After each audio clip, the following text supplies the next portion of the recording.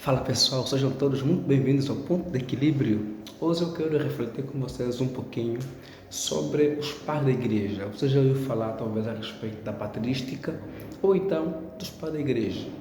O que é esse negócio de pais da igreja? Os pais da igreja são aqueles homens que viveram no período conhecido como período da patrística.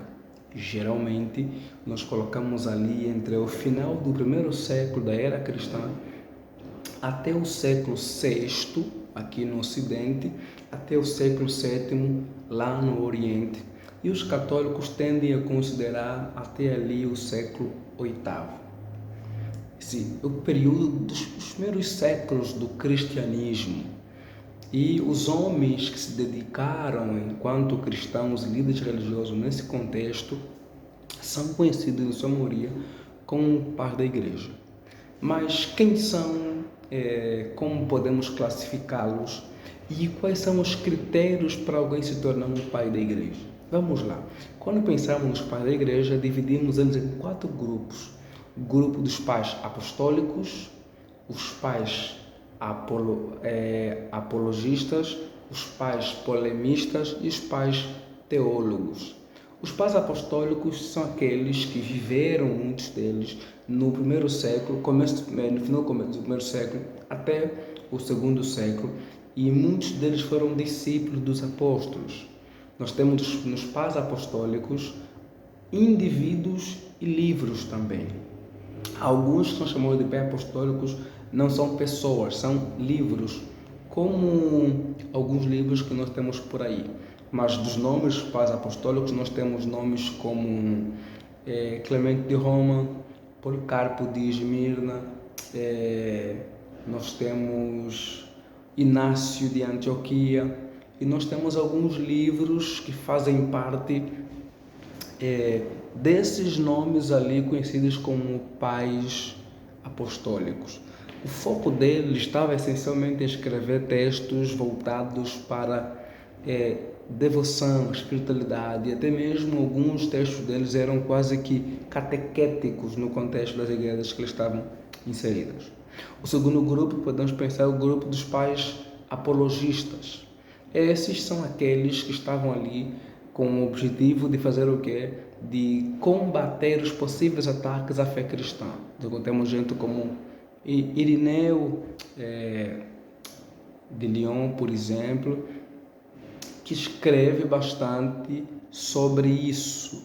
Não, perdão, acho que é Justinio Mártir, se não falha a minha memória, que vai desenvolver um pouquinho essa leitura, de fazer um trabalho nesse sentido, da apologética, para poder defender a fé cristã, instruir os cristãos para que eles consigam de fato defender a fé cristã dos possíveis ataques que vão surgindo quando pensamos na Igreja de Cristo e a sua relação, por exemplo, com doutrinas e crenças que têm nada a ver com o cristianismo, com possíveis misturas, ataques do gnosticismo, ataques da filosofia, por exemplo, do neoplatonismo e por aí vai.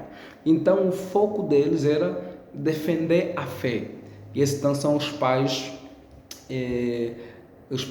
apologistas. Nós poderíamos pensar aqui, se tivermos que pensar em alguns nomes deles, Justinio Mártir é um deles, o próprio Irineu também é um deles, e por aí vai. Depois então temos ali os pais polemistas. Os pais polemistas são aqueles que fazem o quê? Que vão trabalhar a defesa da fé, mas um pouquinho mais internamente, né?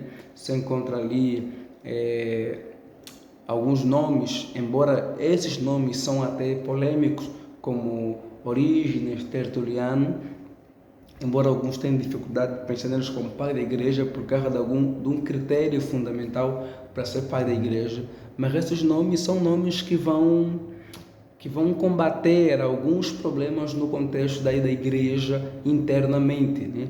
Como, por exemplo, o embate que tem Tertuliano com o arianismo e outros embates também ali contra o marcionismo. Então são os pais polemistas que vão defender a fé cristã internamente, digamos, aqueles nomes dentro do cristianismo que vão começar a ensinar algumas heresias e vão ser combatidos, né, pelos pais polemistas que vão desenvolver esses trabalhos de defesa da fé internamente dentro do cristianismo. O terceiro grupo é os pais... o quarto grupo são os pais teólogos, são aqueles que vão sistematizar um pouquinho mais a crença, a fé cristã, para poder fundamentá-los mais organizadamente e responder possíveis dificuldades com relação à fé cristã. Aí a gente encontra Agostinho de Hipona, encontramos os três capadócios, que é Gregório de Nissa, Gregório de Nazianzo e também Basílio de Cesareia. Encontramos aí nomes importantes que vão elaborar, por exemplo, a doutrina da Trindade bem organizada. Estamos encontrando ali os credos, os concílios ecumênicos, que tem muito a ver com nesse contexto ali dos pais teólogos. Esses são os pais, a divisão deles. E quais são os critérios que se usava para poder definir de fato quem é pai da igreja e quem não é? O primeiro deles é o critério da antiguidade. Quando falamos do critério da antiguidade, estamos a referir o quê? Para ser pai da igreja, tinha que ser alguém que existiu nesse período antigo, nesse sentido é fundamental. O segundo critério é o critério da ortodoxia.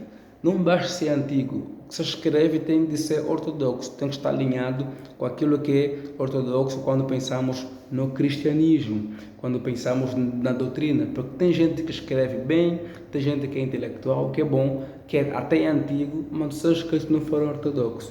Vou dar um exemplo, Marcião, Ário, talvez também o próprio Montano, foram homens antigos, mas que seus escritos não foram ortodoxos, então não são pai da igreja. O terceiro critério é o critério da catolicidade, a ideia da comunhão com a igreja, a questão da eclésia, de como ele está em comunhão com a igreja, está bem com o corpo de Cristo, e tem essa aceitação ali no contexto da igreja antiga e de forma geral. E o quarto, por último, era o critério da santidade. Se o seu estilo de vida não comprometia algumas coisas, era fundamental. Então, o padre tem que ser um homem devoto, santo, que tem uma vida que de fato glorifica o Senhor e não tem ali, digamos, manchas, né? Mas tem uma vida santa. Esses são ali um pouquinho de informações sobre a patrística ou então especificamente sobre os pais da igreja. Ok? Deus abençoe. Se inscreva no canal, curta, compartilha e estamos juntos. Tem que dizer, chegamos a 1000 inscritos. Estamos agora com 1025 inscritos. Então se inscreva aí. Muito obrigado a você que nos ajudou a partilhar com pessoas e ter ocupado o nosso trabalho. Um abraço.